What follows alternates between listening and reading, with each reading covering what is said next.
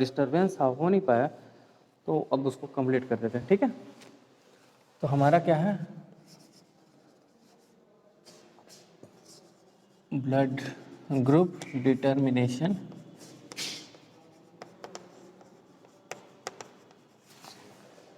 ठीक, जितने blood group हैं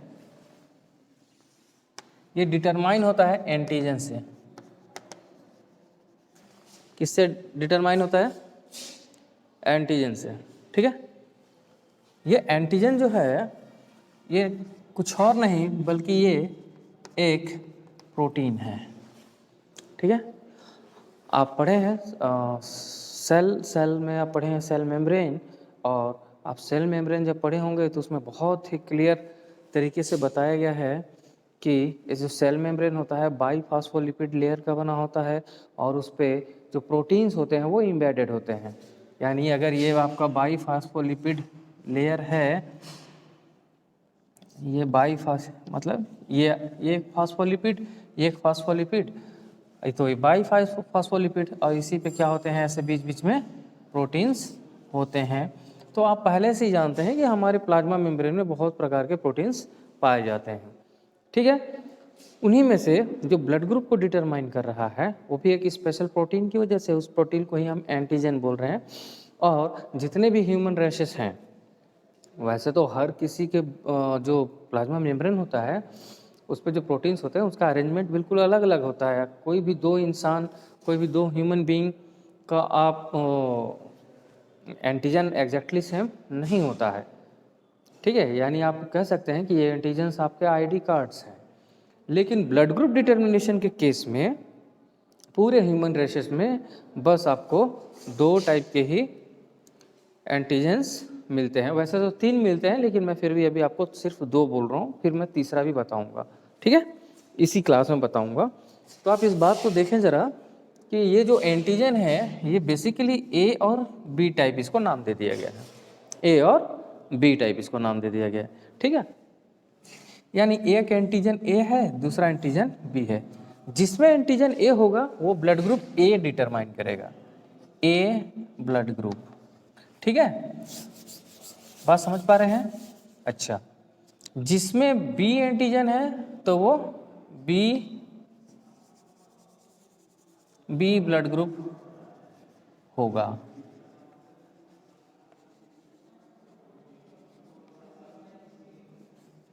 इतनी बात क्लियर है? बार बार उन लोग से मैं रिक्वेस्ट कर रहा हूं कि जो एडमिट होना चाह रहे हैं वो लोग अब मत करें, अब अगला क्लास करेंगे, क्योंकि मैं अलाउ नहीं करूंगा। दिन भर एडमिट करने के लिए मैं बैठा नहीं रहूँगा, थोड़ा सा हम लोग का भी लिमिटेशन है। ठीक है, क्लास ज़रूरी है, जो टाइम से आ गया वही इंपॉर्टेंट है हमारे लिए। ओके, तो प्लीज़ आप में से कोई जो ऑनलाइन जुड़ा हुआ है वो लोग को मैसेज कर दो कि ट्राई मत करो, यहाँ बार बार मैसेज ब्लिंक होने लगता है।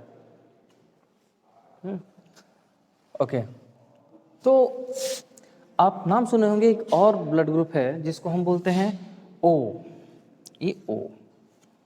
ठीक है, यानी जिसमें एंटीजन ए भी नहीं है, जिसमें एंटीजन बी भी नहीं है, मतलब वही क्या है, ओ ब्लड ग्रुप है। उसी को हम बोलते हैं ओ ब्लड ग्रुप। ठीक है, आफ्टर क्लास है ना, समझ पा रहे हो?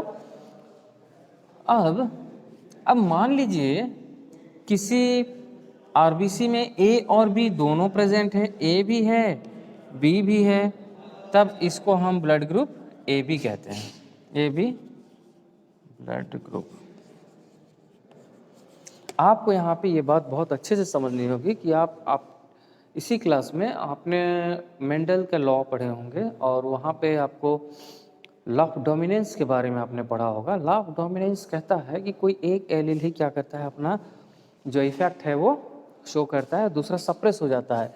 और ये जो सप्रेस होने वाला है, ये सप्रेस होने वाले को हम रेसेसिव बोलते हैं, और जो इफेक्ट अपना शो कर रहा है उसको हम डोमिनेंट बोलते हैं। ठीक है, तो आप बोलेंगे कि सर यहाँ पे तो ए और बी दोनों एंटीजन हैं, ए और बी दोनों एंटीजन है और दोनों अपने इफेक्ट शो कर रहे हैं, आखिर इसके लिए कोई जीन तो होगा, ए के लिए भी कोई फैक्टर या जीन आप कह सकते हैं, जरूर होगा, होगा ना। तो यहाँ AB में तो दोनों अपना इफेक्ट शो कर रहे हैं, तो ये फिर कैसे हो सकता है? फिर क्या लॉ ऑफ डोमिनेंस वायोलेट हो गया? बिल्कुल नहीं। आप बस मेंडल का लॉ ऑफ डोमिनेंस पढ़े हैं, लॉ ऑफ सेग्रीगेशन पढ़े हैं, लॉ ऑफ इंडिपेंडेंट असॉर्टमेंट पढ़े हैं, है ना। अभी और भी लॉ है। को डोमिनेंस आप हायर क्लासेस में जाके पढ़ पाएंगे।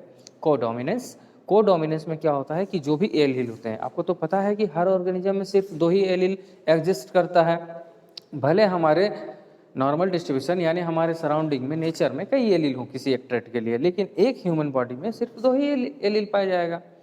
और दोनों में से कोई एक एलील अगर, और एक ही एलील अपना, दोनों में से कोई एक एलील ही अपना कैरेक्टर शो करता है, और इस कंडीशन में उसी को हम डोमिनेंस बोलते हैं। लेकिन क्या होता है कई मामलों में ये दोनों एलील अपने कैरेक्टर को शो करता है, और ये जो फेनोमेना है, ये जो घटना है, इसी को हम बोलते हैं codominance. Means both the alleles have ability to show their effect, right. तो this is a very good example of codominance. Both the alleles express their characters. Okay, चलिए ये बात तो समझ में आ गई। चलिए थोड़ा जेनेटिक के एस्पेक्ट में इसको देखते हैं कि क्या बात है। ठीक है, जाहिर सी बात है आई के लिए कोई ना कोई फैक्टर होगा, कोई ना कोई जीन होगा, उसको हम डिनोट करते हैं IA से। I here represent aminoglobulin, okay, immunoglobulin. तो ये आपको पता ही है कि अब मान लीजिए एक जीन है, वो एक एलील है IA, और we are the diploid organism ना, वी आर डिप्लॉयड ऑर्गेनिज्म, और हम डिप्लॉयड ऑर्गेनिज्म जो है, तो जाहिर सी बात है ये 2 होगा, ठीक है। तो इसका जो जीनोटाइप होगा वो IA हो गया, immunoglobulin A and immunoglobulin A। This is the pure genotype. यहाँ कोई हाइब्रिड नहीं है, दोनों के दोनों एलील सेम है। क्या ये बात आपको अच्छे से समझ में आ रही है? आई होप आ रही होगी, नहीं तो आप टेक्स्ट मैसेज जरूर करेंगे, ठीक है। बी के साथ आप देखिए कि ये IB हो गया। ओ के साथ आप देखें तो ये IO हो गया। ओ इसका रेसेसिव ट्रेट है, ओ मतलब वहाँ पे कोई एंटीजेंस नहीं है, और ये रेसेसिव होगा। रेसेसिव का मतलब है अगर कोई भी एक जीन यानी A मीन्स IA और B या IB वहाँ पे प्रेजेंट है, तो फिर वो जो ग्रुप है वो क्या हो जाएगा, कंसर्न जो आपका एलील है उसका माना जाएगा। जैसे कि यहाँ पे समझिए ये IO तो O ग्रुप ही होगा। अगर ये IA यानी एक एलील आपका A हो जाए और एक वैसा ही बना रहे, तो फिर लॉ ऑफ डोमिनेंस यहाँ पे एप्लीकेबल है। ये ब्लड ग्रुप A हो जाएगा, और अगर ये B हो जाए तो ये ब्लड ग्रुप B हो जाए, ये ब्लड ग्रुप A हो जाएगा, ये ब्लड ग्रुप B हो जाएगा। मीन्स ये जो है टोटली क्या है, रेसेसिव है, और ये जो है ये क्या है, डोमिनेंट है, डोमिनेंट, और ये भी डोमिनेंट है। और जब 2 डोमिनेंट एक साथ प्रेजेंट होते हैं तो फिर वो क्या शो करते हैं, कोडोमिनेंस इफेक्ट शो करने लगते हैं। तो वंस अगेन मैं थोड़ा सा इसको फिर से आपको क्लैरिफाई करने की कोशिश कर रहा हूँ यहाँ पे। चलिए तो बात करते हैं हम ट्रेट और जीनोटाइप और फिनोटाइप की। ये तो उसका बेसिक आइडिया हो गया कि आखिर ये हो कैसे रहा है, ठीक है। मैं आपको ये बताना चाहूँगा कि अगर ब्लड ग्रुप आपका A है, अगर मैं यहाँ लिख दूँ blood group A, B, AB और O, आप देख पा रहे होंगे बेहतर। तो ये क्या है आपका ब्लड ग्रुप जो आपको दिखाई दे रहा है यानी एग्जिस्ट कर रहा है, ये आपका फिनोटाइप है, यानी ये आपका क्या है, ट्रेट है, ठीक है। इसका जो जीनोटाइप होगा क्या हो सकता है उसका, देखिए जीनोटाइप ये भी हो सकता है, और ये भी हो सकता है। फिनोटाइप इसका क्या हो सकता है, ये भी हो सकता है और ये भी हो सकता है। डोमिनेंट को पहले लिखते हैं, रिसेसिव को बाद में लिखते हैं। आप समझ पा रहे होंगे। देखिए ये रिसेसिव है तो जाहिर सी बात है ए अपना इफेक्ट शो करेगा और फाइनली आपका रिजल्ट ब्लड ग्रुप ए के रूप में ही पाया जाएगा। यहाँ पे यानी एक ब्लड ग्रुप के ये दो पॉसिबल जीनोटाइप हो सकते हैं।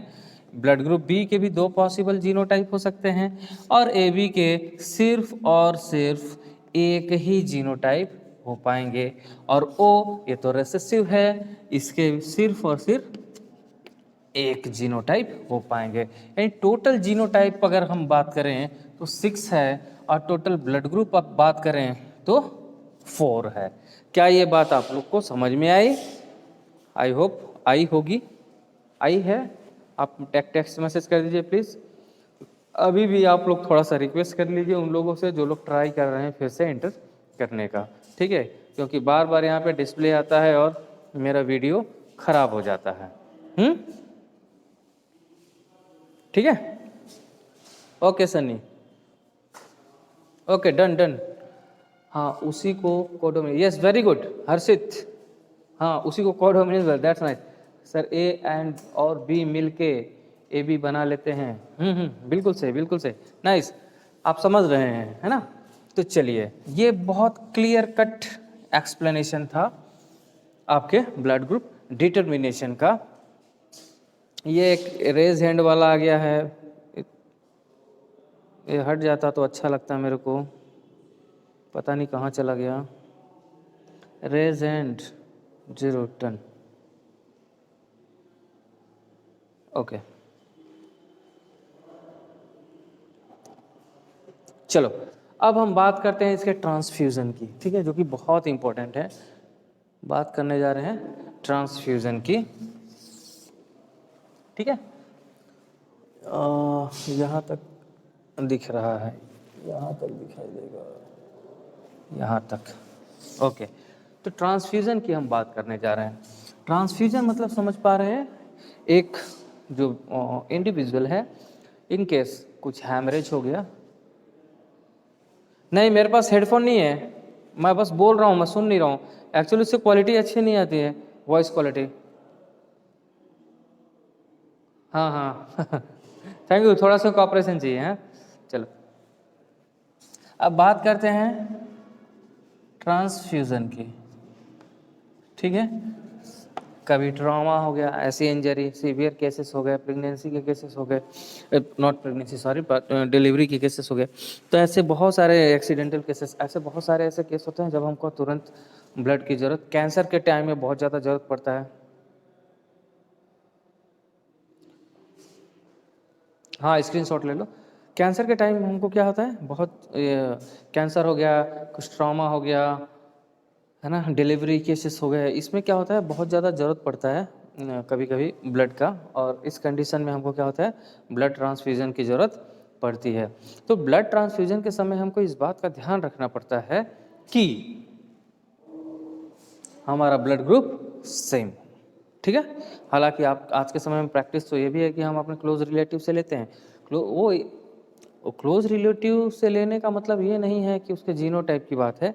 आपको पहले हम बात कर चुके हैं कि बस 2 ही टाइप के जितने भी ह्यूमन रेसेस में 2 टाइप के एंटीजन ही पाए जाते हैं।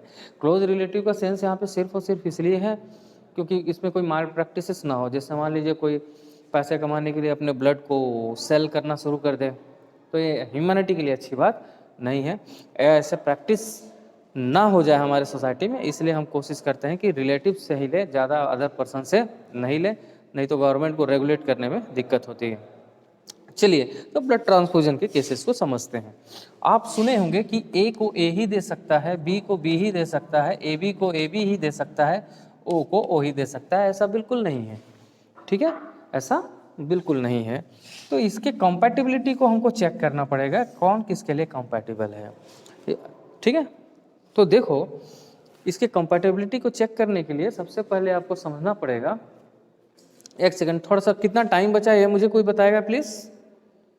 टाइम कितना बचा है मुझे कोई बता पाएगा? Is human and animal blood same? Animals का अपना सेम होता है, ह्यूमंस का अपना सेम होता है। 9 minute is not enough to complete. 9 minute is not complete, but मैं आपको कुछ पोर्शन बता देता हूँ इसका कि ब्लड ट्रांसफ्यूजन का प्रिंसिपल क्या है। What is the principle of blood transfusion? Okay, listen carefully.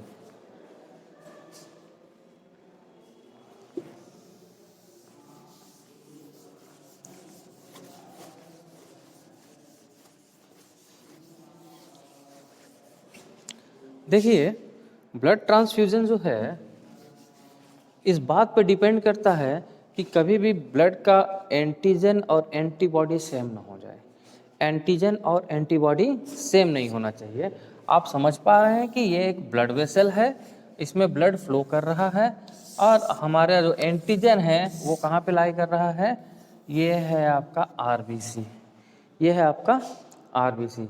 और इस आरबीसी में ये क्या है? प्रोटीन्स पड़े हुए हैं जो एंटीजन्स हैं, जो ब्लड ग्रुप को डिटरमाइन कर रहे हैं। अब देखिए, आप इस बात को समझिए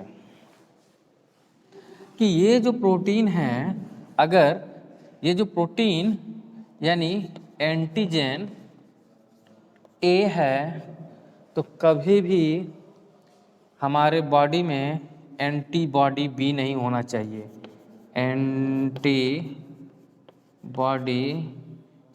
एंटीबॉडी ए नहीं होना चाहिए, क्योंकि ये एंटीजन ए और एंटीबॉडी ए दोनों आपस में रिएक्ट कर जाएंगे। बात समझ में आ रही है? दोनों आपको पता है आपके बॉडी में इम्यून सिस्टम है और एंटीजन क्या करता है? ट्रिगर करता है आपके इम्यून सिस्टम को, ठीक है। तो ये एंटीजन नेचुरली आपके बॉडी में हमेशा अपोजिट होता है। अगर एंटीजन ए है तो एंटीबॉडी बी है। बात समझ पा रहे हैं आप?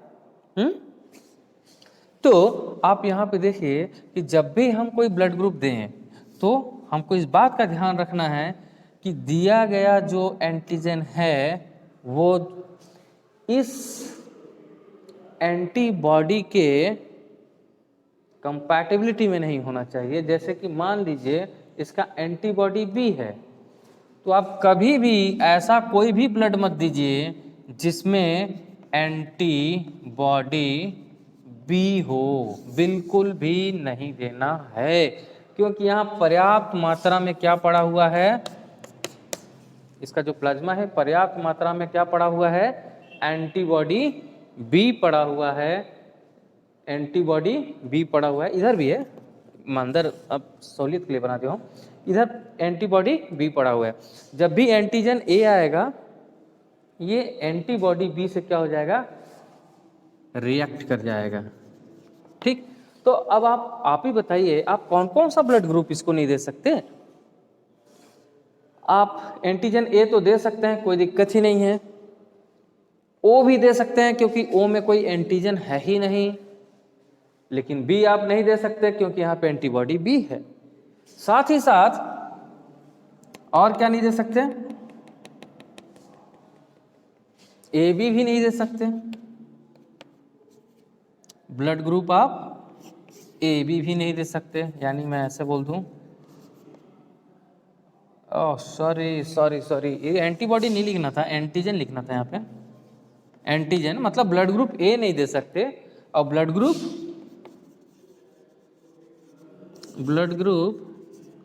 ए बी भी नहीं दे सकते, क्योंकि जो ब्लड ग्रुप का डिटर्मिनेशन है वो किस बेसिस पे है? एंटीजन के बेसिस पे है। ब्लड ग्रुप का डिटर्मिनेशन जो है वो एंटीजन के बेसिस पे है। तो एंटीजन बी है यानी ब्लड ग्रुप बी है, बी नहीं दे सकते, एंटीबॉडी भी है। अगर ब्लड ग्रुप ए बी है यानी दोनों एंटीजन है, तो ये देखो ए से तो दिक्कत नहीं है, लेकिन ये जो बी है, ये बी इस बी से इंटरैक्ट कर जाएगा, ये बी इस बी से इंटरैक्ट कर जाएगा। और यहाँ तो बी नहीं है, ए है ना। तो आप समझ पा रहे हैं कि मैं क्या कहना चाह रहा हूँ। तो ये बेसिक प्रिंसिपल है। अब आपको क्या करना है? अब आप खुद, आपका होमवर्क एक तरह से मान लीजिए, आपका होमवर्क ये है कि आप ए, जैसे मैं कहूँ ये ब्लड ग्रुप ए है, ए बी है, ये ए बी है और ये ओ है। इसको हम ए दे सकते हैं तो क्यों दे सकते हैं, और नहीं दे सकते हैं तो क्यों नहीं दे सकते हैं। You have to give your justifications, it's your homework. Okay, तो इसको हम क्या दे सकते हैं और क्यों दे सकते हैं या क्या नहीं दे सकते, 2 ही मिनट बचा है।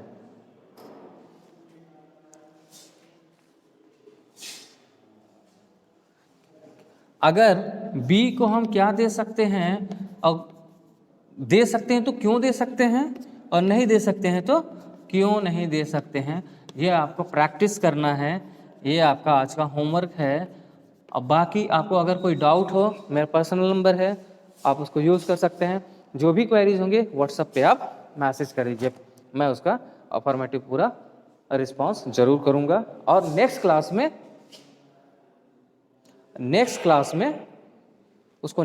में आपको जो भी डाउट होगा उसको मैं फिर से एक्सप्लेन करने की कोशिश करूँगा। ये हमारा क्विक रिवीजन सेशन चल रहा है, ऑलमोस्ट हमारा सिलेबस ओवर है और हम बहुत तेज़ी से सारी चीज़ों को बेहतर तरीके से ख़त्म करने की कोशिश कर रहे हैं। ठीक है, चलिए फिर अगले क्लास में यानी कल हम फिर मिलते हैं। ठीक है, चलूँ मैं?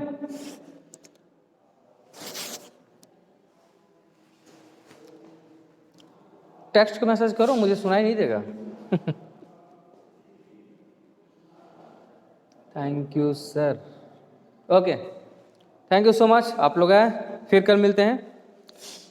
जो डाउट होगा वो जरूर सेंड कर देना। ठीक है, चलो सी यू, बाय बाय।